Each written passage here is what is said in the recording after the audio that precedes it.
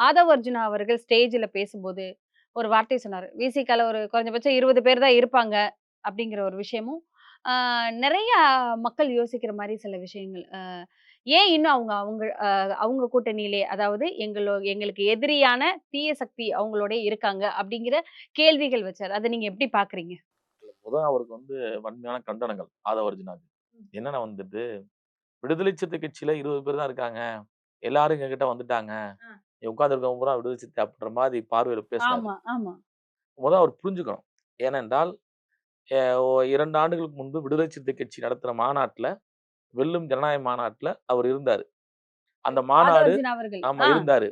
அந்த மாநாட்ல தான் அவர் சேர்றாரு உறுப்பினரா. ஆ. அந்த மாநாடு எத்தன லட்சம் பேர் கொண்ட மாநாடுங்கிறது அவருக்கு தெரியும். அவருக்கே தெரியும். அவருக்கே தெரியும். 2வது விடுதலை சிறுத்தைகள் எவ்வளவு வலிமையானவர்கள்.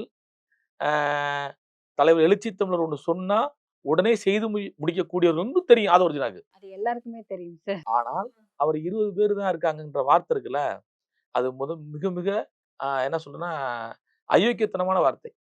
ஒரு தலைவர் கூட பயணம் பண்ணியிருக்கீங்க. ஒரு 3 ஆண்டுகள், 4 ஆண்டுகள் கூட பயணம் பண்ணியிருக்கீங்க. எங்க கூட இருந்திருக்கீங்க. இந்த கட்சியினுடைய துணை பொதுச்செயலாளரா இருந்திருக்கீங்க. உங்களுடைய தவறான நடவடிக்கையில கட்சி நடவடிக்கை எடுக்குது. அது அதற்கு கூட ஒரு ரிப்ளை குடுக்காம, ஒரு மறுப்பு குடுக்காம, நீங்க திடுமென வெளியேறி போறீங்க. அப்ப உங்கட்ட என்ன பண்பு இருக்கு? நீங்க எப்படி எங்கள குற்றச்சாட்டு சொல்லலாம்? உங்கட்ட என்ன யோக்கியதை இருக்குன்னு கேட்கிறேன்.